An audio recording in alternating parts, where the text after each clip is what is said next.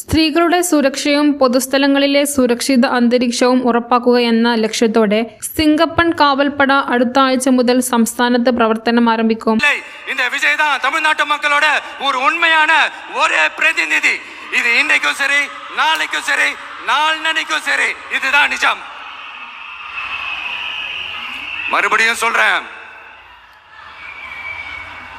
நமக்கும் மக்களுக்கும் இடையே இருக்கிற இந்த பூர்வ ஜென்ம பந்தத்தை, அந்த உறவை ஏதோ இந்த சதிகள் சூழ்ச்சிகள் பண்ணி யாராலையும் எதுவும் கெடுக்கவே முடியாது.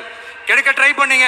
நம்ம ஆட்சிக்கெல்லாம் வரதுக்கு முன்னாடி என்ன சதிகள், என்ன சூழ்ச்சிகள், என்னென்னலாம் பண்ணி எப்படியெல்லாம் தடுத்துடலான்னு. ஆனா இப்ப ஆட்சிக்கு வந்த இந்த சாமானிய மக்கள் ஆட்சியை நீங்க இந்த எதிர்கட்சியா இருக்கும் போது ஒன்று யூஸ் பண்ணுவீங்கல்ல, இந்த பழைய டெக்னிக், அதெல்லாம் யூஸ் பண்ணி நம்மளையும் மக்களையும் பிரிச்சலாம்னு நினைச்சீங்கன்னா அது ஒரு காலம் நடக்காது. மக்கள்லாம் ரொம்ப தெளிவாயிட்டாங்க சார், ரொம்ப தெளிவாயிட்டாங்க. அதனால ஒரு ஆக்கப்பூர்வமான ஒரு எதிர்கட்சியை செயல்பட்டு மக்கள் மனசை வெல்ல பாருங்க.